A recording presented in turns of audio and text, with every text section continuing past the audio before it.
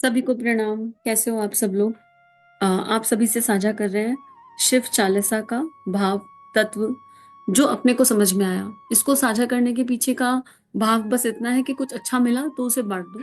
हम लोग समूह में गुरुदेव की कृपा से अलग अलग तरीके के पाठ चलते हैं, कभी शिव चालीसा, कभी दुर्गा चालीसा, कभी गजेंद्र मोक्ष। तो उस क्रम में 40 दिन का शिव चालीसा का पाठ था और उस पाठ को करते करते एक ऐसा अनुभव आया कि इसका जो गहरा तत्व है वो केवल वो इसकी लाइनों में या इसके अर्थ में नहीं है, और इससे और बहुत ज्यादा गहरा है वो। और परम पूज्य गुरुदेव की दी हुई शिक्षाओं के अनुसार, उनके वैल्यूज और प्रिंसिपल्स के अनुसार एक सहज भाव से ही एक मीनिंग रिकॉर्ड हो गया। कर रहे थे बात तो, और फिर ऐसा फील हुआ कि क्या पता ये किसी और के भी काम आ जाए। तो केवल उसी भाव से, केवल साझेदारी के भाव से इसको आप सबसे साझा कर रहे हैं। आशा है ये आपको कंट्रीब्यूट करेगा। इसमें समूह की शक्ति है और बाकी इसको साझा करने के पीछे और कोई उद्देश्य नहीं है। इदम श्री सद्गुरुवे नमः। सभी को प्रणाम। सभी अपना ध्यान रखें और ध्यान करते रहिए। इदम श्री सद्गुरुवे नमः। परम पूज्य गुरुदेव वंदे माँ का ध्यान करते हुए समूह की शक्ति और समूह के बल से समूह की शक्ति को नमन और प्रणाम करते हुए मानसिक जप के भाव के साथ, जहाँ इतने सारे साथी मानसिक जप लग रहे हैं, भगवान शिव और माँ पार्वती का चिंतन करते हुए महाकाल से प्रार्थना करते हैं। हे महाकाल, आपकी कृपा से हम भगवान शिव का 40 दिन का ध्यान कर रहे हैं। चालीसा का अर्थात 40 दिन एक ही शक्ति पर ध्यान केंद्रित करना, यही चालीसा का अर्थ है। तो समूह के साथ भगवान शिव पर ध्यान केंद्रित, चालीसा के माध्यम से भगवान शिव के गुणों का वर्णन, चालीसा के माध्यम से ये समझना कि शिव कौन है, शिव शक्ति क्या है, शिव भावना क्या है। और उस चालीसा में, कोई भी चालीसा होती है तो उसमें जिस भगवान की, जिस ईश्वर की चालीसा होती है, उनके गुणों की बात की जाती है, उनके गुणों का, उनके रूप स्वरूप का बखान किया जाता है। क्योंकि हमारे शास्त्रों में स्वरूप ध्यान और गुणों की महिमा बहुत बताई गई है। हम जिसके भी जिस गुण का चिंतन करेंगे वो गुण हमारी एनर्जी में अपने आप ट्रांसफर होगा। हम अगर किसी की बुराई करेंगे तो उसका जो दुर्गुण है वो हमारे में ट्रांसफर हो जाएगा, और अगर हम किसी के सद्गुणों का चिंतन करेंगे तो सद्गुण हमारे भीतर ट्रांसफर हो जाएगा। ऐसी कोई भी चालीसा होती है तो उसमें ईश्वर जो है श्रेष्ठ गुणों का समुच्चय है, तो ईश्वर के गुणों का बखान किया जाता है, ईश्वर की लीलाओं का बखान किया जाता है, ताकि हम उनके गुणों का चिंतन करते रहें। चाहे हम चालीसा के माध्यम से कर रहे हैं, पाठ के माध्यम से कर रहे हैं, जब हम निष्ठा से, समर्पण से, भाव से, आस्था से करते हैं तो वो गुण अपने अंदर धीरे धीरे ट्रांसफर होने लगते हैं। और 40 दिन इसलिए कि कोई भी चीज 40 दिन में संस्कार बन पाती है। अगर 40 दिन लगातार करो तो कोई चीज संस्कार बनती है, और समूह की शक्ति का बल है तो और उसका अंतर पड़ेगा। इसलिए चालीसा ही कहा जाता है इस तरह के बखानों को, स्वरूप चालीसा। और दूसरा, हमारे उसमें साकार ध्यान में ना स्वरूप ध्यान का बहुत महत्व है। साकार मतलब क्या? स्वरूप का चिंतन। तो भगवान शिव का अगर स्वरूप देखें तो कितना दिव्य स्वरूप है, और शिव परिवार को देखें तो कितना स्वरूप दिव्य स्वरूप है। हम जानते हैं शिव परिवार अकेला ऐसा परिवार है जहाँ विपरीत प्रकृति एक साथ रहती है, कोई एक दूसरे को हानि नहीं पहुंचाता। और वैसे अगर इन्हीं को जंगल में छोड़ दिया जाए तो मोर सांप को खा जाएगा और शेर बैल को खा जाएगा, लेकिन ऐसा वहां शिव परिवार में ऐसा नहीं हो रहा है। और भगवान शिव की जो वृत्ति है वो कितनी प्यारी है, जो भगवान शिव की एनर्जी है कि वो खुद अपने लिए कुछ नहीं रखते, अपने लिए कठोर है, अपने तन पर वस्त्र भी नहीं पहनते, लेकिन देते हैं। उनके परिवार में सबको खुशहाली दे रखी है उन्होंने। माँ पूरे श्रृंगार में रहती है। गणपति जी को बालक को जो चाहिए उसको वो प्राप्त हो जाता है, जिसको जो चाहिए उसे वो मिल जाता है। पर शिव हलाहलधारी है, वो गले में विष रखते हैं, वो सबकी मुश्किलों को लेते हैं और चर्म के आसन पर बैठते हैं और भस्म लगा के बैठते हैं। तो शिवत्व की जो अवस्था है उसी की बात शिव चालीसा में की गई है। और उसमें अयोध्या नाथ क्या है? जब अयोध्या की बात करो तो अयोध्या का मतलब है एक ऐसी जगह जिस पर कोई कोई भी युद्ध विजय नहीं हो सकता, कोई भी युद्ध में हार नहीं सकता। तो इंसान अपने आप से जीत जाए ना, सबसे बड़ा युद्ध अपने आप से इंसान हारता है। हम दूसरों से नहीं हारते हैं, हम स्वयं से हारते हैं।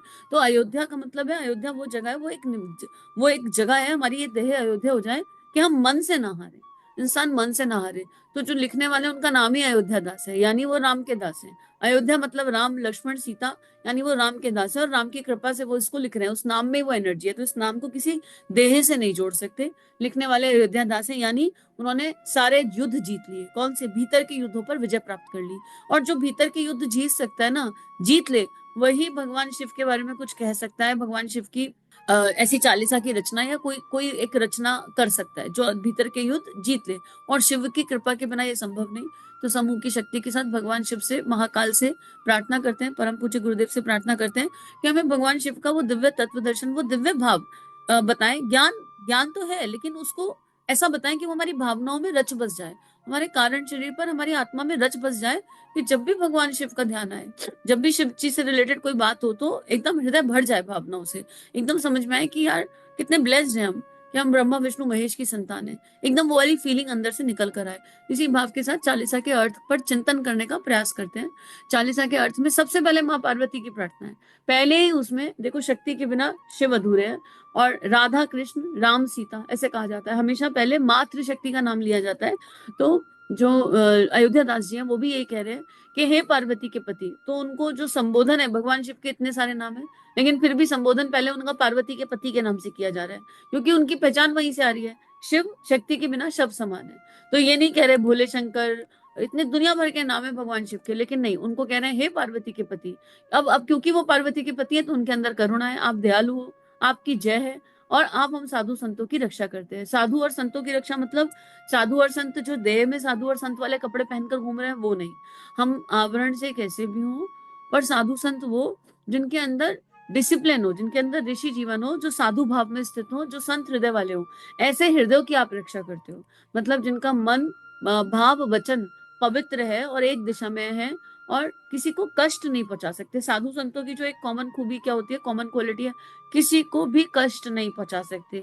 आप ऐसे लोगों की रक्षा करते हो। तो हम चालीसा कर रहे हैं एक तरफ, लेकिन हम दूसरी तरफ दूसरों को कष्ट पहुंचा रहे हैं, और फिर सोचें कि दिन भर में 2 लोगों को सुइयां चुभाएंगे, उन्हें कष्ट पहुंचाएंगे, रात को चालीसा कर लेंगे, सुबह चालीसा कर लेंगे, भगवान शिव रक्षा करेंगे। कतपि रक्षा नहीं करने वाले भगवान शिव।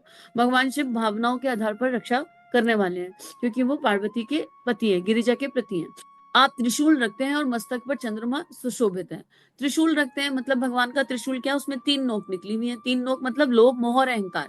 आपका त्रिशूल, अगर कोई शिवत्व, शिव जी का ध्यान कर रहा है, तो लोभ, मोह और अहंकार को आने से पहले उस त्रिशूल का सामना करना पड़ेगा, नहीं तो भगवान शिव अपने त्रिशूल त्रिशूल से इन तीनों शत्रुओं का खंडन कर देंगे। और लोभ, मोह और अहंकार को जीतने के लिए दिमाग चंद्रमा जैसा शांत होना चाहिए, तभी इनको जीता जा सकता है। गर्म दिमाग से लोभ, मोह और अहंकार पर विजय प्राप्त नहीं की जा सकती।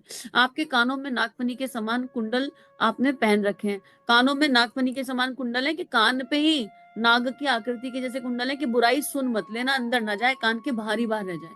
कान बुराई सुनने के लिए नहीं बने हैं।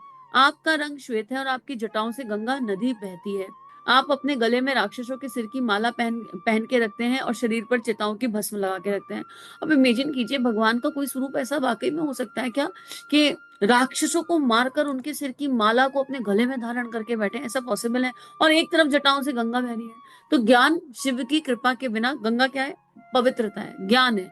ज्ञान भगवान शिव की कृपा और शिवत्व की अवस्था के बिना ज्ञान नहीं प्रकट हो सकता। ज्ञान की गंगा तभी प्रकट होगी जब हम सो हम समझ जाएं, तत्वमसी समझ जाएं, जब हम ये समझ जाएं मैं ही शिव हूं, शिवोहम शिवोहम, जब हम उस भाव में स्थित हो जाएं, तब वो ज्ञान की गंगा प्रकट होगी। और एक बार वो प्रकट हुई तो वो पूरे संसार को निर्मल कर सकती है। पर उसके लिए फिर क्या करना पड़ेगा? भगीरथ जैसा तप। भगीरथ का अकेले का तप नहीं था, उनके एंसेस्टर्स ने तप किया था। भगीरथ तो वो एक फेस बने, ऋषि भगीरथ, लेकिन उनके पीछे उनके एंसेस्टर्स ने इतना तप किया, इतना तप किया है, तब कहीं जाके वो ज्ञान प्रकट हुआ है, वो दिव्य ज्ञान प्रकट हुआ है गंगा के स्वरूप में, माँ गंगा के स्वरूप में, जो आज भी ज्ञान, पवित्रता और ज्ञान का एक स्वरूप है, दिव्य जीता जागता स्वरूप है। और ऐसे ऐसे जो लोग हो जाते हैं, जो शिवत्व की अवस्था पर चले जाते हैं, उनके अंदर कोई कषाय और कलमश नहीं रहता, तो वो श्वेत वर्ण है, एक काला डॉट, जरा सा भी कोई ऐसा मैल नहीं रहता अंदर, इसलिए वो बिल्कुल सफेद है। और राक्षस कौन है? ये राक्षसों की सिर की माला पहन रखी है, मतलब यहाँ पर अपने दुर्गुण, वो जो दुर्गुण है वो खत्म हो जाते हैं, वो बिल्कुल शिवत्व की अवस्था पर आकर जितने भी विकार हैं वही राक्षस हैं, सारे जो अंदर अनुचित सोच है वही राक्षस है। तो उन राक्षसों पर विजय प्राप्त कर रखी है। ये भगवान शिव का दिव्य स्वरूप है। और चिता की भस्म मतलब सत्य से, सत्य का सामना। हम लोग मृत्यु को भूल जाते हैं, बस यही हम लोग गलती करते हैं कि हम याद ही नहीं रखते कि मृत्यु अवश्यम भावी है और किसी भी पल आ सकती है। मतलब हमारी कोई प्लानिंग काम नहीं करेगी, अच्छा भला इंसान अगले क्षण मृत्यु की गोद में समा सकता है। तो भगवान शिव का स्वरूप ये बताता है कि एक एक पल जो कर्म कर रहे हैं, एक एक क्षण जो कर्म कर रहे हैं, वो ये याद रखकर करें कि हो सकता है अगला पल ना मिले, गलती होगी तो सुधारने के लिए। ये संभावना है कि कर्म तो कर दिया, निष्काम ऊर्जा थी नहीं, पाप के लिए किया या चुप चुप पुण्य के लिए किया, पर अगर कुछ भूल हुई तो अगला पल आएगा नहीं, सुधारने का मौका मिलेगा नहीं। उसके बाद आपने बाघ की खाल को वस्त्र के रूप में पहना हुआ है, आपके रूप को देखकर सांपों को भी आकर्षण हो जाता है। आपने बाघ की खाल मतलब आप राजा हैं भाई, शेर पे विजय प्राप्त करी ना, सिंह पर विजय प्राप्त करी ना। तो शेर कौन है? शेर माँ पार्वती का वाहन है। शेर सिंह पर विजय, जिन्होंने जगदम्बा के हृदय को जीत लिया, माँ के हृदय को जीत लिया, मातृशक्ति के हृदय को जीत लिया, और इस तरह जीता कि मातृशक्ति ने उन्हें पति रूप में वर्ण कर लिया। वो मातृशक्ति जो बिल्कुल माँ भाव में रहती है, उन्होंने पति रूप में किसी को वर्ण किया और स्वयं तपस्या करके, और फिर वो सिंह पर बैठती हैं। तो उन्होंने हमें अपने भीतर काम वासना को पूरी तरह जीतना होगा, हमारे अंदर वो पिता भाव मातृ भाव पूरी तरह जागना होगा, और फिर ऐसा इंसान जंगल का राजा ही है, फिर ऐसा इंसान पृथ्वी का राजा है, ऐसा इंसान हर ग्रह का राजा है। तो इसलिए वो बाघ चर्म वाली बात अनुभव में आती है। इसमें कुछ एड ऑन किसी को करना है तो करना। आपको देखकर सांपों को भी आकर्षण हो जाता है, मतलब शत्रु भी आपकी तारीफ करेगा। जब हम इस अवस्था पर चले जाए तो कोई हमसे बैर करता हो, मान लो कोई हमें पसंद ना करता हो, फिर भी गुणों की तारीफ करेगा। परम परम पूज्य गुरुदेव के जीवन में ऐसा कई बार हुआ कि कुछ लोग परम पूज्य गुरुदेव को पसंद नहीं करते थे, लेकिन फिर भी उनके कार्यों की सराहना करते, कहते थे ठीक है हमारा डिफरेंस ऑफ ओपिनियन है, हमें नहीं समझ में आता गायत्री को क्यों जन जन में पहुंचाया जा रहा है, लेकिन काम जो कर रहे हैं भाई वो काम कोई करके दिखाए, कर नहीं सकता। तो वो बात यहाँ पर वही आ रही है कि सांप भी, आपके शत्रु भी तरफ आपकी तरफ आकर्षित होते हैं, आपकी तारीफ करते हैं। मैना की दुलारी अर्थात उनकी पुत्री पार्वती भी आपकी पत्नी के रूप में पूजनीय है, उनकी छवि भी मन को सुख देने वाली है। राइट। मैना मतलब क्या है? मीठी वाणी। और पार्वती कौन है? पार्वती वो है जो बर्फ की जैसे शीतल और शांत रहती हैं, और अटल संकल्प की शक्ति है, संकल्प की अचल शक्ति। हिमाचल, मैना और हिमाचल से जन्मी है, यानी जहां पर वाणी मीठी होगी। मीठी वाणी का मतलब ये नहीं है लल्लो चप्पो वाली चापलूसी वाणी। सत्य को मीठी वाणी कहा जाता है। सत्य बोलने में कठोर हो सकता है कई बार, लेकिन हृदय बिल्कुल साफ सुथरा। तो वो मीठी वाणी और वो अटल और अचल शक्ति पार्वती आपकी पत्नी के रूप में। तो जहां शिवत्व होगा, वहां जहां शिव का तत्व होगा, वहां प्रकृति निश्चित रूप से होगी, वहां मातृशक्ति निश्चित रूप से होगी, और बहुत कोमल हृदय के साथ होगी, लेकिन फिर भी संकल्प बढ़ाने वाली होगी।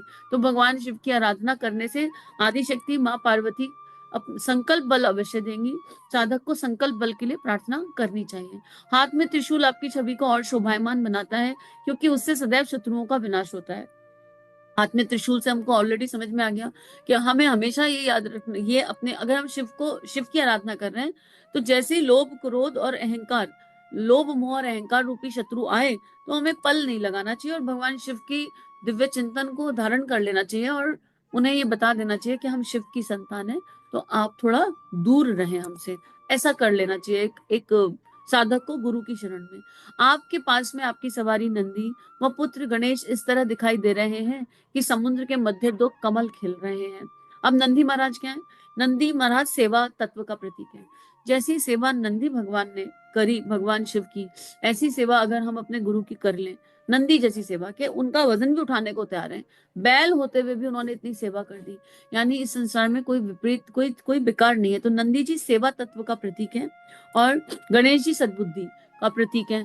जहां शिवत्व होगा वहां सेवा भाव होगा। अगर हम भगवान शिव की आराधना कर रहे हैं और हमारे अंदर मानवता के प्रति सेवा का भाव नहीं जाग रहा, गुरु की सेवा का भाव नहीं जाग रहा, तो हम भगवान शिव को समझ नहीं पा रहे। और जिसके पास गुरु की सेवा का भाव जाग जाएगा, उसके पास गणेश रूपी बुद्धि अपने आप आ जाएगी, गणेश रूपी सद्बुद्धि अपने आप आ जाएगी। जिसके पास वो सद्बुद्धि होगी, उसके पास रिद्धि और सिद्धि दोनों होंगी, और वो रिद्धि और सिद्धि का पूरा सम्मान करेगा, लेकिन उनसे आसक्त नहीं होगा, उनसे अटैच नहीं होगा, उसमें खो नहीं जाएगा। जहां शिव होंगे वहां ये सब बाय डिफॉल्ट होगा।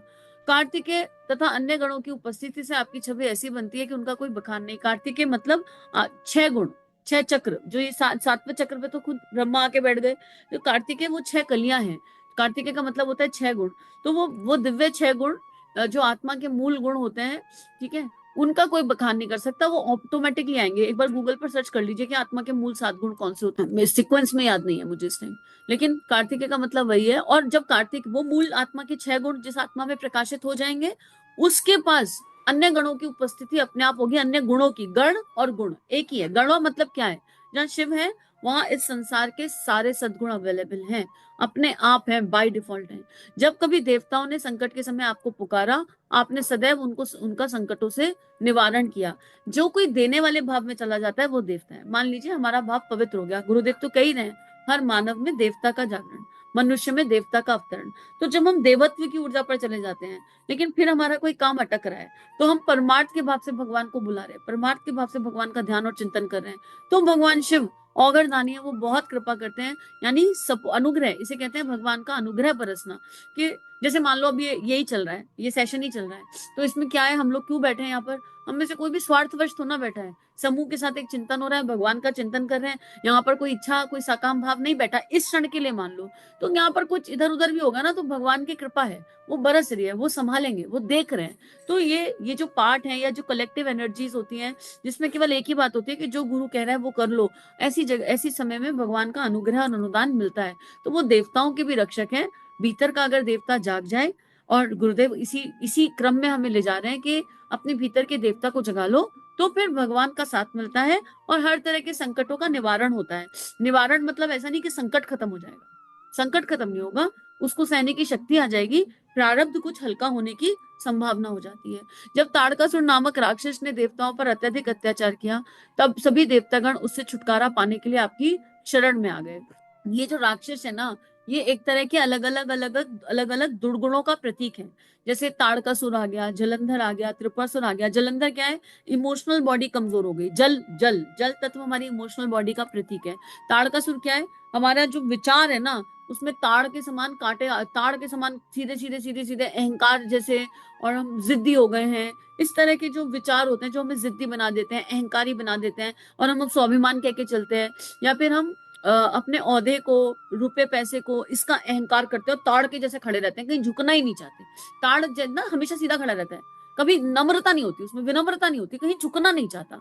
तो अगर हम बिल्कुल वैसे ताड़ जैसे हो जाए ना, बिल्कुल एकदम अहंकारी, हम तो कहीं झुकेंगे ही नहीं, तो ये फिर इंसान, ये वाला जो इस शत्रु का विनाश, इस दुर्गुण का विनाश कर जो है भगवान शिव कर सकते हैं। और जिसके पास ये दुर्गुण है, वो अपने आसपास लोगों को बहुत तकलीफ देता है, चाहे ना चाहे।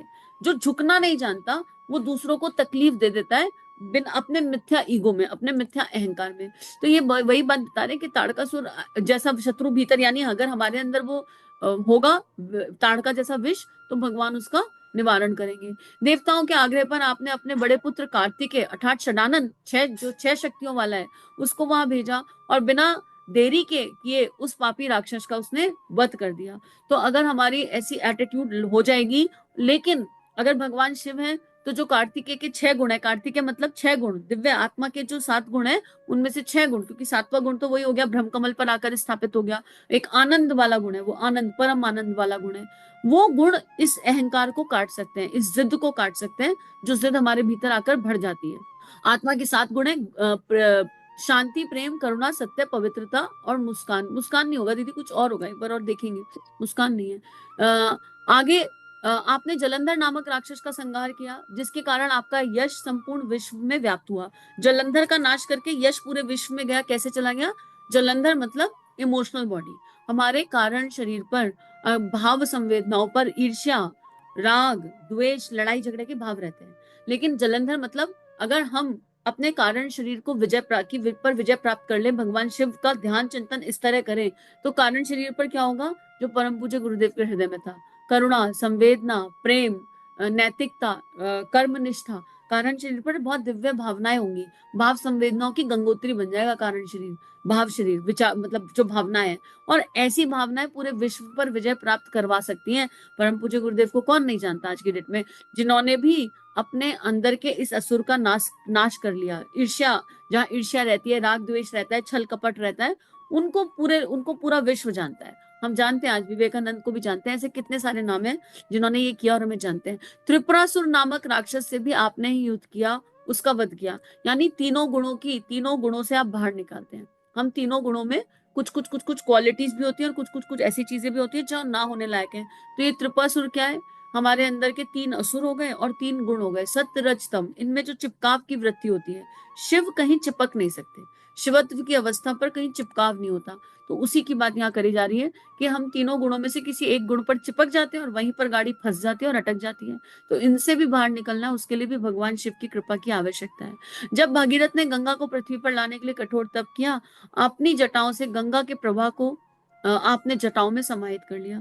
अगर हमें परम ज्ञान प्राप्त भी हो जाए ना, शिवत मान लीजिए हमने साधना करी पर भगवान शिव अभी जीवन में नहीं है, अर्थात शिवत्व की अवस्था जीवन में नहीं है, पर हमने एक्वायर कर लिया बहुत सारा ज्ञान, बहुत सारा पढ़ लिया, तो भी उस ज्ञान का फ्लो नहीं हो सकता। भगवान शिव की कृपा के बिना वो फ्लो नहीं होगा, वो आउटफ्लो हो जाएगा। फिर ऐसा हो जाएगा कि हम जहां मर्जी ज्ञान वाचा करने लगे, बैलेंस खत्म हो जाएगा। तो ज्ञान का बैलेंस भगवान शिव है। हम चाहे कितना भी पढ़ लें, कितनी भी किताबें पढ़ लें, कितना भी उठा के स्वाध्याय कर लें, कितने भी वेद पुराण पढ़ लें, पर इनको पढ़ के इनको पढ़ने के बाद अहंकार आ जाएगा अगर शिव नहीं होंगे। तो इसको जो हमने एक्वायर किया, इसका बैलेंस शिव है, शिव की जटाएं। और जटाएं क्यों है? क्योंकि बाल अहंकार का प्रतीक होते हैं। शिव हमारे अंदर इस पढ़े हुए के अहंकार को अपने अपने अंदर संभाल लेते हैं। क्या हमें ये नहीं लगेगा हमने इतना पढ़ लिया, हमने उतना पढ़ लिया, हमने वैसा पढ़ लिया, ये जो हमने है ये विलय हो जाता है। हम शिव की जटाओं में प्रवेश कर गए और फिर हम खत्म। और वो ज्ञान की गंगा जो नॉलेज एक्वायर करी थी भावनाओं के आधार पर, वो बह जाएगी। तो शिव इस तरह से अहंकार को भी खत्म करने की शक्ति है। उसके बाद आपके समान दानदाता इस संसार में कोई नहीं। भक्तगण हमेशा आपकी स्तुति करते हैं और बहुत भोले भंडारी हैं, खुद तो कुछ रखते ही नहीं, सबको देते चले जाते हैं। जो यहाँ तक कि असुर भी प्रार्थना करते हैं तो कहते हैं मैं कर्तव्य कर्म से बंधा हूं, और जो जो मांगता है उसको वो देते हैं, सहजता से देते हैं। लेकिन जो शिवत्व की अवस्था पर आ जाता है, जो भगवान शिव को सही मायने में गुरु की शरण के साथ जान रहा है, उसे ये पता है कि मुझे मांगना क्या चाहिए। वो तो देने वाला है, मांगने वाला समझदार हो जाता है, मांगने वाले को समझ में आता है।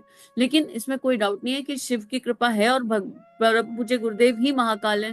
तो उनकी कृपा तो हम देख रहे हैं ना कि वो किस तरह की चीजें देते हैं, हमें क्या देते हैं।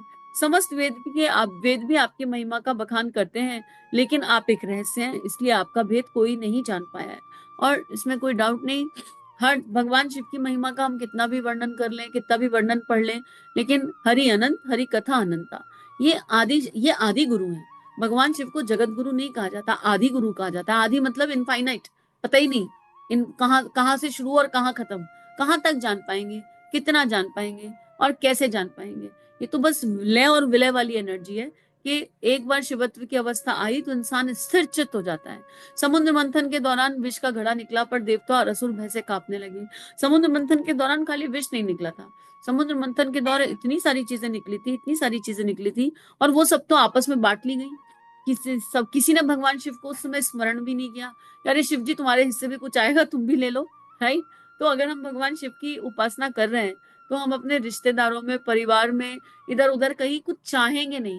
हमारी नजर नहीं होगी कि अच्छा इनके पास इतना इतना है, इन्होंने दिया नहीं। हम तो प्रॉपर्टी पे झगड़ा कर लेते हैं, छोटे से गोल्ड पे झगड़ा कर लेते हैं, अरे कुछ नहीं तो खाने पीने की चीजों पे झगड़ा कर लेते हैं, घर में गुलाब जामुन कितने रखे हैं और कितने लोग हैं और कौन कितना खाएगा, हम तो उस पर भी झगड़ा कर लेते हैं। पर भगवान शिव बैठे हैं, मुस्कुरा रहे हैं कैलाश पर, कोई नहीं पूछ रहा उन्हें, कोई नहीं कह रहा मंथन से इतना सामान निकला है शिव जी कुछ आज भी आप भी ले लो ना, कोई नहीं देख रहा कोई उनकी तरफ। और जब हलाहल निकला तो शिव याद आ गए, जब विष निकला तो शिव याद आ गए कि अब कौन, अब किसको बुलाएं।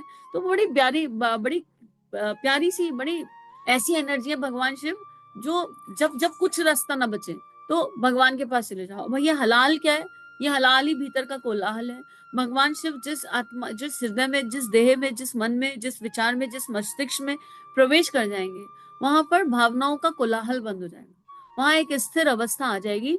वहां पर बुरा भला, मान अपमान, ये जो एनर्जीज है इनसे मुक्त हो जाएगा इंसान। मान अपमान से परा चले जाएगा ना, उसे स्वाभिमान का कोई होगा नहीं। तो यूजली कहते हैं अपने स्वाभिमान की रक्षा करो। वहां पर साधक को कुछ कुछ नहीं ध्यान रहेगा कि मुझे किसी चीज की रक्षा करनी है। उसे पता है भगवान है, वो मेरी वो कर लेंगे, जो रक्षा करनी है वो संभाल लेंगे। एक ऐसी अवस्था में चला जाता है इंसान, और फिर उसे हानि लाभ से भी कोई नुकसान, कोई सुख दुख नहीं होता। इंसान सुख दुख से मुक्त हो जाता है। वो एक दिव्य अवस्था है भगवान शिव, जहाँ और वही विष पीने वाली बात है। विष पीने का अर्थ ही है कि हमारे भीतर के हर उस एनर्जी को वो भगवान शिव ग्रहण कर लेते हैं, जो हमें सुख या दुख का अनुभव कराती है, जो हमें तकलीफ देती है। तकलीफ इंसान की मन स्थिति से जन्मती है। हम लोगों ने कि जीवन में अगर आज कोई दुख है तो वो भगवान का दिया हुआ नहीं है, वो हमारा ही अपना मैनिफेस्टेड है। और भगवान शिव वो एनर्जी है, वो शक्ति है। समुद्र मंथन के दौरान आपने दया करके उस विष को कंठ में धारण किया, और उस समय आपका नाम नीलकंठ पड़ गया, और वो आज भी करते आ रहे हैं। लंका पर चढ़ाई करने से पूर्व श्री राम ने तमिलनाडु में रामेश्वरम में आपकी पूजा की, और उसके बाद उन्होंने लंका पर विजय प्राप्त कर विभीषण को राजा बनाया। अब एक बात बताइए, इसमें अगले तीनों दोहे भगवान श्री राम की बात कर रहे हैं, भगवान शिव जो नेत्र बंद करके बस राम राम राम राम राम राम करते हैं, जो राम का काम करने के लिए हनुमान बनकर प्रकट हो जाते हैं, शिवांश बनकर प्रकट हो जाते हैं, क्या वो कभी राम की परीक्षा लेना चाहेंगे? क्या संभव है कि एक भक्त अपने भगवान की परीक्षा ले? नहीं, वो राम की महिमा बताना चाहते। भगवान की ऐसी एनर्जी होती है, एक दिव्यता होती है, वो ये बताना चाहते हैं कि देखो मैं राम का स्मरण क्यों करता हूँ, मैं हर समय राम राम क्यों करता हूँ, ये देखिए राम की निष्ठा कैसी है, ये देखिए राम की दिव्यता कैसी है। वो राम की महिमा बताना चाहते हैं और इसलिए इसको ऐसा दिखाया है कि वो भगवान शिव भगवान राम की परीक्षा ले रहे हैं। इस परीक्षा के मूल में राम जी की एनर्जी, राम जी की निष्ठा, राम जी का संयम, राम जी की मर्यादा को हाईलाइट करके भगवान शिव दिखाना चाहते थे कि कोई पूछे हर समय राम राम क्यों करते हो, तो वो बताएं वो कमल नयन है। और वो कमल नयन ऐसे ही नहीं है, वो इसलिए कमल नयन है, उनकी निष्ठा ऐसी है कि जब वो कोई साधना या संकल्प लेते हैं तो उस संकल्प को पूर्ण करने के लिए अपने नेत्रों को भी देने को तैयार है। तो उससे हमें पता चल रहा है कि अगर हम गुरु के प्रति समर्पित होकर कोई संकल्प लें तो उस संकल्प को पूर्ण करने के लिए हमें किस हद तक जाने की आवश्यकता है। संकल्प लेने से पहले सोचें, और अगर संकल्प ले लिया गुरु शरण होकर तो उस संकल्प को पूर्ण करें। पूर्ण नहीं हुआ तो दुखी ना हो, रीस्टार्ट करें, पर उस संकल्प को पूर्ण करें। माँ पार्वती का बार बार ध्यान करें और माँ से प्रार्थना करें कि संकल्प पूरे कराइए, क्योंकि भगवान राम ने वो मर्यादा स्थापित कर दी कि एक बार अगर संकल्प उठाया और वो पूरा नहीं हो रहा है तो उसके लिए उन्होंने दोष नहीं दिया। उन्होंने ये नहीं कहा भगवान शिव से मुझे पता है ये लीला तुम कर रहे हो, मुझे पता है तुमने मेरी व्यवस्था नहीं बताई, मुझे पता है यहाँ से कमल तुम चुरा कर ले गए। नहीं, भगवान राम ये नहीं कह रहे। हम तो जरा जरा सी बात पे भगवान को दोष देने लगते हैं। अरे आप पूरा कराओगे तो हो जाएगा, आप देख लोगे तो हो जाएगा, आप करोगे तो हो जाएगा। हम अभ्यास और प्रयास ही छोड़ देते हैं। पर भगवान राम वो एनर्जी क्रिएट कर रहे हैं और भगवान शिव चाहते ही ये थे कि हम भगवान राम की इस महिमा को जाने। और उसके बाद मनचाहा वरदान, एक तरफ तो भगवान राम को हाईलाइट कर रहे हैं, मतलब एक तरफ खुद ही कृपा कर रहे हैं, खुद ही चीजें ठीक कर रहे हैं, और फिर जब कमल नयन अपने नेत्र देने लगे तो उनको नेत्र भी देने नहीं दे रहे हैं। उनकी भक्ति को देखकर प्रसन्न हुए जा रहे हैं, मतलब मेरे इष्ट कितने दिव्य हैं, मैंने राम को ध्याया और ये राम कितने दिव्य है। और फिर उन्हें वरदान देने की मन चाहा वरदान। जिसके पास मन ही ना बचाओ उसको मन चाहा वरदान दिया जा सकता है। मन चाहा वरदान भगवान केवल उन्हीं को देते हैं जिनका अपना कोई मन नहीं बचता, राइट। जहां भगवान बहुत श्योर होते हैं कि इनका मन ही नहीं है, इनका मन मेरा मैं ही हूँ, और इनके मुंह से वही वरदान निकलेगा जो मैं चाहता हूँ और जो समष्टि के मंगल के लिए होगा। जिनका मन बचता है उनको मनचाहा वरदान नहीं प्राप्त होता। हे भोलेनाथ आपकी जय हो, आपका कोई आदि या अंत नहीं है, आपका विनाश नहीं किया जा सकता, बिल्कुल विनाश नहीं किया जा सकता, क्योंकि यहाँ पर जो अनुभव में आ रहा है भगवान शिव देह है ही नहीं, विदेह है। आत्मा का विनाश ही नहीं हो सकता। भगवान शिव आत्मा की परम अवस्था है, शिवत्व आत्मा की अवस्था है। ना देह भाव है, ना नाम भाव है, ना जीव भाव है, इनमें से कोई भी भाव नहीं है, आत्म भाव है, प्योरेस्ट प्योरेस्ट है। आत्मा तो अजर अमर अविनाशी है, तो भगवान कृष्ण भी बता गए कि आत्मा अजर अमर अविनाशी है। और आत्मा कब आई पहली बार कौन जानता है? आत्मा का ना आदि है ना अंत है, कैसे पता होगा कहाँ से आई आत्मा, हम कहाँ से आए, कैसे आए, हम तो देह में अटक गए। तो भगवान शिव वो एक दिव्य अवस्था है, इसका विनाश नहीं किया जा सकता और इनका कोई आदि और अंत नहीं। और भगवान शिव की कृपा से ये अनुभव भी आएगा। इसको अनुभव करने के लिए हमें मैं क्या हूं पर चिंतन विचार करना चाहिए, बार बार विचार करना चाहिए। उसके बाद बुरे विचार हमेशा मेरे मन को कष्ट पहुंचाते हैं। मन को कष्ट कौन पहुंचाता है? बुरे विचार। और ये मन को भ्रमित भी करते हैं। इस मन को ब्रह्मा में स्थित होना था पर ये ब्रह्म में स्थित हो गया। ब्रह्मा BHRAM में ब्रह्मा, उसमें स्थित होना था पर ये BHRAM ब्रह्म, माया में स्थित हो गया। दोनों ही ब्रह्म है, राइट। एक ब्रह्मा है और एक ब्रह्म है। तो इस भ्रम को काटते हैं। भगवान शिव वो शक्ति है जो माया से क्रिएटेड इस भ्रम को काट कर जीव को ब्रह्मा में स्थापित कर देते हैं। और जीव जब ब्रह्मा में स्थापित हो गया, यानी वही बात है, गुरु ब्रह्मा गुरु विष्णु गुरुदेव महेश्वरा। जीव ब्रह्मा में स्थापित कब होगा? जब मन से सारे बुरे विचार हट जाएंगे। विचार कौन से दुख देते हैं? जब अपने मन के नहीं होते। किसी ने यूजली हमारे मन को कष्ट कब पहुंचता है? जब कोई हमारा कहना नहीं मानता, जब कोई हमारे मन के अनुसार नहीं चलता, तब हमारे मन को कष्ट पहुंचता है। भगवान शिव उस अवस्था में ले जाते हैं कि हम किसी को कंट्रोल ही नहीं करना चाहते। हम ये समझते हैं कि हम खुद को ही कंट्रोल नहीं कर पा रहे तो किसी को कंट्रोल कैसे कर सकते हैं। तो बात वही है, बुरे विचार जो है हमेशा मन को कष्ट पहुंचाते हैं और उन बुरे विचारों को श्रेष्ठता में कन्वर्ट करने का नाम शिव है। इस संकट की स्थिति में हम आपका ही नाम पुकारते हैं। इस संकट के समय आप ही हमारा उद्धार कर सकते हैं। मन में कभी भी कोई बुरा विचार आए तो कुछ नहीं तो सोहम सोहम शिवोहम शिवोहम शिवोहम, या गुरु शरण हो जाओ। गुरुदेव महाकाल है और गुरु का चिंतन करते रहो। उस विचार पर चिंतन ना करके ईश्वर का चिंतन कर लो, कोई नाम जप कर लो, तो वो विचार अपने आप कटने लगेगा। आप अपने त्रिशूल से मेरे शत्रुओं का नाश कर दो। अभी एक भक्त कभी भगवान से ही नहीं कह सकता मेरे शत्रुओं का नाश कर दो। ये शत्रु बाहरी नहीं है, ये शत्रु आंतरिक शत्रु है। तो वो खुद ही कह रहे हैं कि मैं यही प्रार्थना भगवान से करनी चाहिए। उपासना के समय भगवान से यही कहना चाहिए कि उपासना का मतलब ही है कि देखिए भगवान भीतर ये विकार दिख रहा है और यही हमारे सबसे बड़े शत्रु हैं। गुरुदेव ने तो लिखा आलस्य से बड़ा निकटवर्ती और सबसे बड़ा शत्रु आलस्य इस संसार में। तो यानी आलस्य को शत्रु बता रहे हैं, तो बाकी सारे विकार भी तो शत्रु है। तो भगवान शिव से यहाँ यही प्रार्थना की जा रही है कि आप अपने शत्रु त्रिशूल से मेरे शत्रुओं का नाश कर दो, जो मेरे भीतर बैठे हैं, जो मुझे बहुत तकलीफ देते हैं। और जितने भी सारे रिश्तेदार है, साधु सखे संबंधी हैं, ये सब इन शत्रुओं से मुक्ति नहीं दे सकते। अरे भाई मेरे हाथ में चोट लग जाए तो मेरे माता पिता मुझे दवाई लगा सकते हैं, मुझे दवाई बाहर से खिला सकते हैं, लेकिन मेरे मन में किसी के प्रति कलेश आ जाए तो कोई मुझे कैसे समझा सकता है कि इस कलेश से दूर हो जाओ। मेरे मन में गुस्सा आगे बैठ गया है, गुस्सा मुझे सांप के समान धसे जा रहा है, तो कोई भी रिश्तेदार कैसे उसके अंदर मेरे मन के अंदर घुस जाएगा। जो शक्ति मन में प्रवेश कर सके वो शिव है। तो सारे सब लोग साथ हैं, सारे रिलेटिव साथ हैं। कोई भी ऐसा रिलेटिव नहीं है जो हमारा हितैषी नहीं है। हर रिलेटिव हमारा हितैषी है। हम जब सबके हितैषी बन जाएंगे तो सब हमारे हितैषी हो जाएंगे। ठीक है, इस हितैषी वाले भाव में ममता नहीं हो सकती, इसमें मोह और आसक्ति नहीं हो सकता, इसमें गुरु के दिए हुए वैल्यूज और प्रिंसिपल होंगे। लेकिन फिर भी जो अंतर मन में कष्ट उठ रहे हैं, जो अपने ही विकारों से उठ रहे हैं, उनको खत्म करने के लिए हमें भगवान शिव की आवश्यकता है, शिवत्व की आवश्यकता है, नाम जप की आवश्यकता है। और इसीलिए केवल आपसे आशा है कि आप इन संकटों से हमें मुक्त कर सकते हैं। आप हमेशा निर्धन व्यक्तियों को धन देकर उनकी आर्थिक समस्या दूर करते हैं। अगर ऐसा होता तो जितने भी शिव भक्त हैं उनकी लॉटरी का टिकट लग जाता। राइट, हमें उस भाव से बाहर निकालते हैं कि मैं अमीर हूं और गरीब हूं। भाई हम शिव भगवान से पैसा मांगे अगर, तो वो कहेंगे बेटा मैं क्या पैसा दूं, मैं तो खुद भस्मधारी हूँ, मेरे पास तो एक कॉपी पड़ा है, मेरे पास तो कुछ है ही नहीं, मैं तुम्हें क्या दूं। सही चीज तो सही भगवान से मांगो। भगवान शिव के पास पैसा रुपया है कहाँ, तो वो कहाँ से पैसा रुपया देंगे जिनके पास है नहीं। कहेंगे बेटे मेरे पास भस्म है, भस्म ले ले। गुरुदेव लिख कर गए ये बात, गुरुदेव ने जन्म शताब्दी में ये बात बताई है कि भस्म रखे, भस्म ले ले। भगवान मुझे घर दे दो, बेटा मैं तो खुद कैलाश पे रहता हूँ, पंच तत्वों को सहता रहता हूँ, इतनी ठंडी रहती है देख, मैं तो वस्त्र भी नहीं पहनता, घर तो दौड़। भगवान हमें एसी दे दो। अरे बेटा मैं कहाँ से लाऊं तेरे लिए एसी, मैं कैसे अरेंज करूं, मेरे पास नेचुरल एसी है, तू नेचुरल एसी में चलने को तैयार हो तो बता।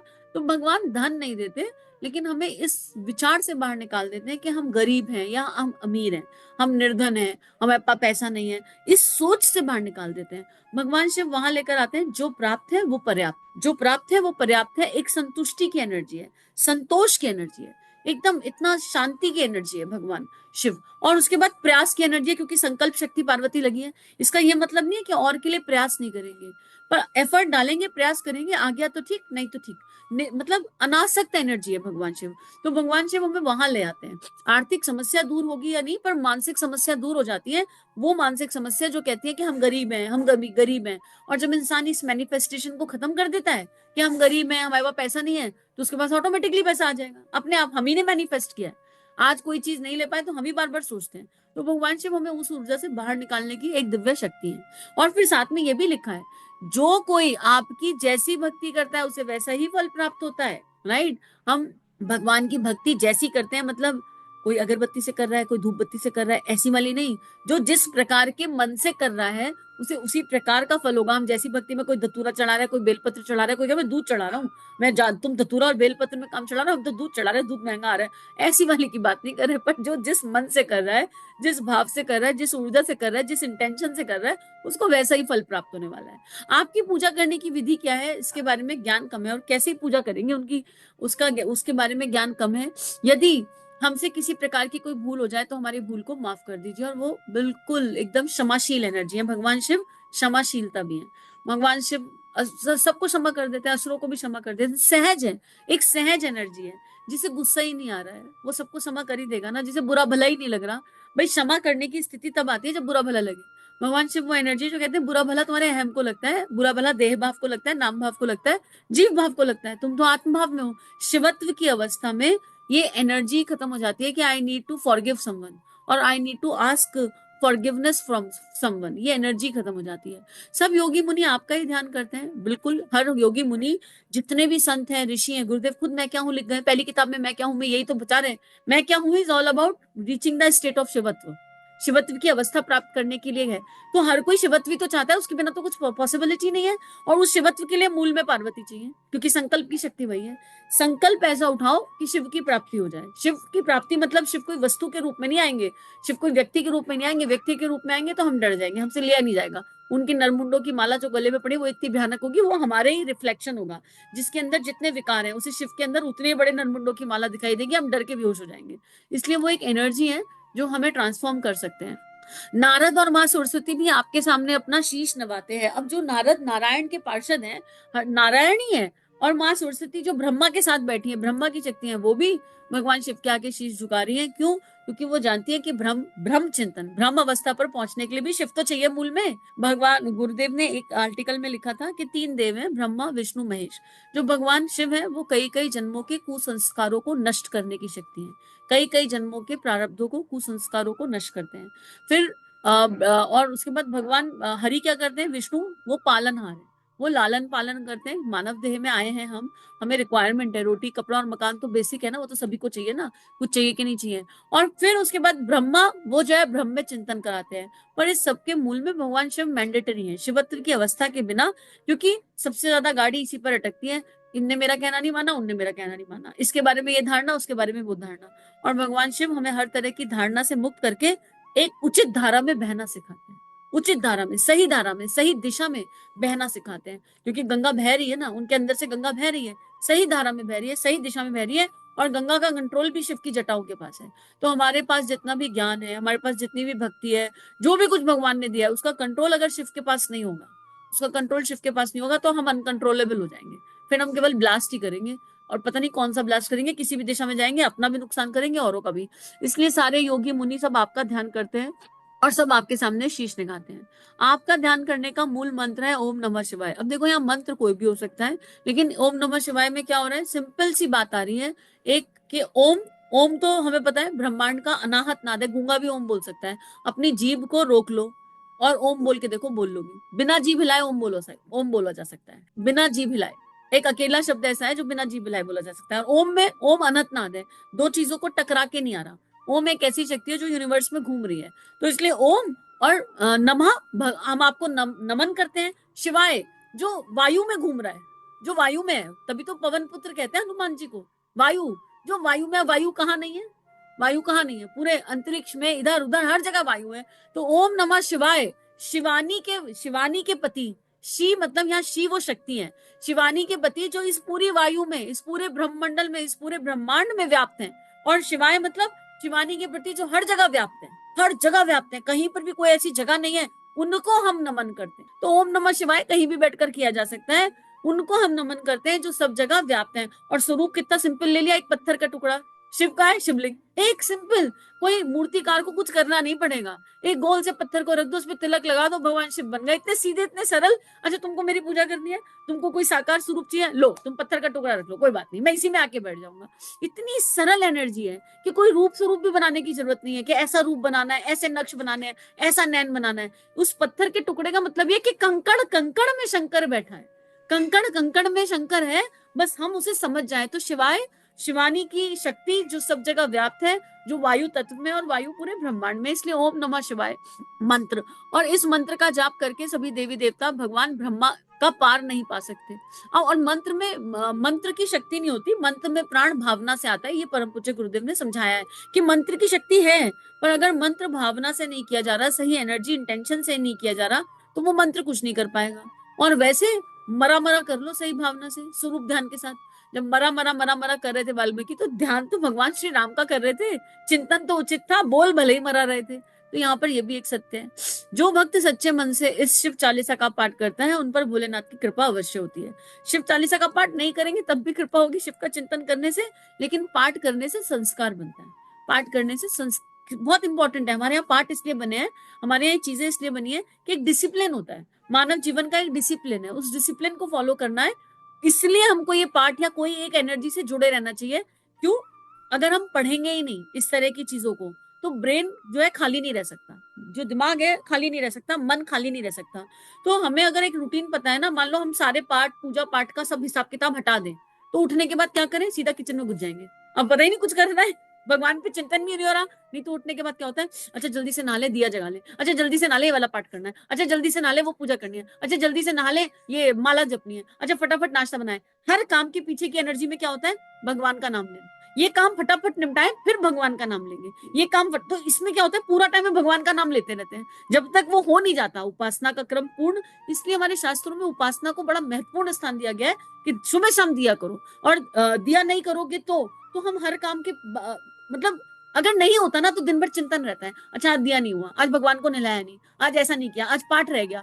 आपने 2 संकल्प ले रखे, एक रह जाए रात तक, तो रात तक बार बार सोचेंगे अरे आज पाठ करना बाकी है। जितनी बार ये कह रहे हैं ना आज पाठ करना बाकी है, उतनी बार पाठ का स्मरण हो गया। इसलिए इन नियमों का महत्व है, और ये बहुत मैंडेटरी नियम है। हर आत्मा को कोई एक नियम लेकर चलना चाहिए, चाहे कोई लो, छोटा लो पर लो, और उससे पूरा जुड़ जाओ। वो नियम 5 मिनट का है कि 50 मिनट का है, वो अंतर नहीं पड़ता। और वो सूत्र तो गुरुदेव ने सारे दे ही रखे हैं, गुरुदेव समझा गए कि क्या होना चाहिए। यदि किसी दंपत्ति को संतान की प्राप्ति नहीं हो रही तो निश्चय ही शिव की कृपा से उसे पुत्र की प्राप्ति होगी। क्या वाकई में भगवान ऊपर आत्मा ही लेके बैठे हैं किडनैप करके कि अच्छा कोई मेरी पूजा करेगा ना तो मैं बच्चा दूंगा उसको? क्या ये पॉसिबिलिटी है? क्या ये संभावना है? शिवत्व वो अवस्था है जो मातृत्व भाव देती है, जो संकल्प शक्ति देती है और संतान देती है। वो कहती है कि इतना मातृत्व भाव आएगा। और फिर यहाँ पर इन्होंने पुत्र इसलिए लिखा है कि मतलब वो भेदभाव की एनर्जी खत्म है, लड़की को भी पुत्र समान पाल लो, उसको भी बराबर अधिकार दो। ये जिस समय लिखी गई होगी उस समय बहुत ज्यादा एनर्जीज करप्ट होंगी, उस समय बहुत भेदभाव होगा, तो उस समय के अनुसार ये बात लिखी गई होगी। पर गुरुदेव ने कहा है कि आज के विवेक के अनुसार इसे फॉलो करो तो संतान की बात है, वो फीलिंग भीतर आ जाएगी। अब जो हर चीज से मुक्त है, और पार्वती नहीं थी तो शिव जी को तो परिवार का मतलब भी नहीं पता था। माँ पार्वती ने तो बताया परिवार क्या होता है, वो तो भस्मधारी ध्यान ही करते रहते थे, हमेशा हर समय ध्यान में खोए रहते थे। वो मातृत्व भाव की वो एनर्जी देंगे, ऐसी एनर्जी देंगे कि हर बच्चा अपना बच्चा दिखने लगेगा, हर संतान अपनी संतान लगने लगेगी, और ये मेरी ही संतान हो इस भाव से मुक्त हो जाएंगे, डीएनए सुधर जाएगा। जो भक्त त्रयोदशी के दिन आपका व्रत करता है उसका तन हमेशा निरोगी रहता है। एक तिथि अगर निर्धारित कर ले, इसमें भी नियम की बात है। और त्रयोदशी क्या है, तीनों गुण। त्रयोदशी शब्द का अर्थ ये है कि तीनों गुणों से परे जाने के लिए त्रयोदशी, कि भाई एक दिन कर लो। और अगर एक दिन फिक्स हो जाए, जैसे हमने एकादशी भी फिक्स हुई हुई है, अगर कोई एक दिन फिक्स हो जाए ना, तो कली काल में भगवान जानते थे कि इतनी करप्ट एनर्जीज हो जाएंगी कि अगर दिन फिक्स नहीं किए तो कुछ नहीं करेंगे, राइट? तो एक दिन इसका फिक्स कर दो, एक दिन उसका फिक्स कर दो, एक दिन उसका फिक्स कर दो, तो कुछ नहीं करेंगे तो कम से कम महीने में 2 दिन तो करेंगे, ऐसा। इसलिए तिथियां निर्धारित करी गई, और फिर इन तिथियों पर एक एनर्जी क्रिएट हो ही रही है। बहुत से लोग आपको आज भी ऐसे मिलेंगे जो भगवान शिव के भक्त हैं, मतलब त्रयोदशी तो करनी करनी है, करनी करनी है, तो एक यूनिवर्सल एनर्जी तो क्रिएट होती ही है। तो इन तिथियों का अपना एक मान सम्मान है। और त्रयोदशी शब्द से यही समझ में आता है, ब्रह्मा विष्णु महेश 3 गुण, और सतरजतम 3 अवस्थाएं, उन सबसे पार लोभ मोह अहंकार, ये भी 3 आ जाते हैं। तो 3 की बात करो तो बहुत सारी चीजें 3 में आकर रुकती हैं। तो उन तीनों एनर्जीज का सम्मिलन, गंगा जमुना सरस्वती इड़ा पिंगला सुषुम्ना, तो अगर त्रयोदशी देखो तो इसमें 3 एनर्जीज आकर मिक्स हो रही है। और बाकी इसकी डिटेल तो कितनी भी हो सकती है, गुरुदेव जाने। भगवान शिव को पूजा में धूप दीप नैवेद्य चढ़ाना चाहिए, और उनके सम्मुख बैठकर शिव चालीसा का पाठ करना चाहिए। ये इस पर गुरुदेव कई बार बता चुके कि हमने दीपक जगाया तो दीपक का अर्थ क्या है, हमने मीठा चढ़ाया मतलब मीठे का अर्थ क्या है। भगवान को मीठा चढ़ाने की बात कह रहे हैं, उस भगवान को जो हलाहल पीते हैं उन्हें हम मीठा चढ़ाएंगे, उनके गले में विष रखा हुआ है। तो ये अपने स्वभाव को मीठा बनाने की बात करी जा रही है कि भगवान को जो चढ़ाए वैसे बन जाए, तो अपने अंदर की मिठास भगवान को चढ़ाना है। पर ये बात गुरुदेव कई बार समझा चुके। अब वो कह रहे हैं, अयोध्या दास आपके सामने आस लगाकर यह विनती करता है कि आप मेरे सभी दुखों का निवारण करो, यानी मुझे विजयी बना दो। मेरे अंदर जो मैल है, जो मेरे मन में कषाय कलमश है, और अयोध्या का मतलब ही वो है जो जिसको किसी भी कोई भी युद्ध में हरा ना सके, वो एक अवस्था है। तो वो वही होंगे जहां पर राम भी है, लक्ष्मण भी है, सीता भी है, इतनी सारी दिव्य दिव्य गुण तो वहां पर ऑलरेडी आ गए। तो रोजाना प्रातः काल मॉर्निंग की एनर्जी बहुत अच्छी होती है, इसलिए प्रातः काल की बात करी गई है। शिव चालीसा का पाठ ही करना चाहिए, और भगवान शिव से अपनी सभी मनोकामनाओं को पूर्ण करने की अर्जी लगानी चाहिए। मनोकामनाओं को पूर्ण करने की अर्जी इसलिए लगा लेनी चाहिए क्योंकि हमें मांगने की आदत तो है ना, हमारा मांगने का स्वभाव तो बदल नहीं पा रहा। अब मांगने का स्वभाव नहीं बदल पा रहा, कम से कम सही जगह तो मांग ले। तो भगवान से वो एनर्जी है कि उचित होगा तो दे देंगे, अनुचित होगा तो डंडा लगा देंगे। महाकाल ही तो है, अनुचित होगा तो वो एनर्जी खत्म हो जाएगी। लेकिन कहीं तो निष्कासन करें सच्चा सच्चा, कहीं तो सच्ची बात कहें। हम कहते रहते हैं हमको तो कुछ चाहिए नहीं, हमको तो कुछ चाहिए नहीं, हमको तो कुछ नहीं, अंदर बहुत कुछ चाहिए होता है। तो सुबह सुबह अर्जी लगा दो, देखो भगवान ये सारी लिस्ट रही, ये बहुत परेशान कर रही है, ये रखी तुम्हारे चरणों में, अब इसे पूरा करते हो तो कर दो, नहीं करते हो तो इसे विलय कर दो। कहीं तो इंसान सत्य बोले